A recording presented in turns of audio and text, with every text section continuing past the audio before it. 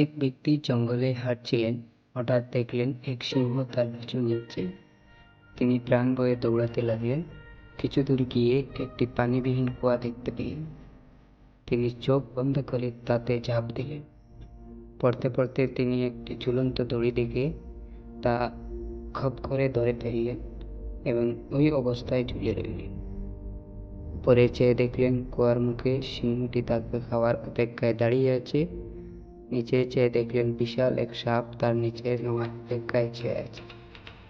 বিপদের উপর আরো বিপদ হিসাবে দেখতে পেলেন একটি সাদা আর একটি কালো ইঁদুর তার দড়িটি কামড়ে ছিঁড়ে ফেলতে চাইছে। এমন হিমশিম অবস্থায় কি করবেন যখন তিনি বুঝতে পারছিলেন, তখন হঠাৎ তার সামনে কুয়ার সাথে লাগানো গাছ একটা মৌচাক দেখতে পেলেন। তিনি কি মনে করে সেই মৌচাকের নদীতে আঙুল ঢুকিয়ে তা চেপে দেখলেন। সেই মৃদু বৃষ্টিটা এতই বেশি ছিল যে তিনি কিছু মুহূর্তের জন্য নিজের পা করে কাটা সাপ আর দড়ি কাটা ইঁদুরের কথা ভুলে গেলেন। ফলে তার বিপদ সেগুলি হয়ে দাঁড়ালো। ইমাম গাজ্জালী রাহমাতুল্লাহ আলাইহি এই গল্পের ব্যাখ্যা দিতে গিয়ে বললেন, এই সিংহটি হচ্ছে আমাদের মৃত্যু, যে সর্বক্ষণ আমাদের দাঁড়িয়ে বেড়াচ্ছে। 2 নম্বর, সেই সাপটি হচ্ছে কবর, যা আমাদের অপেক্ষায় আছে।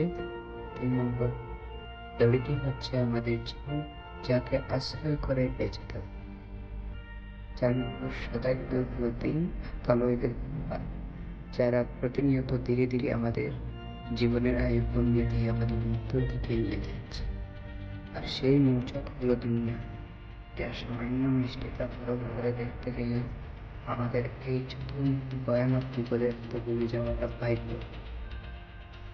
ভিডিওটি ভালো লাগলে লাইক, কমেন্ট, শেয়ার করবেন। আর পেজটি ফলো করবেন, চ্যানেলটি সাবস্ক্রাইব করতে ভুলবেন না।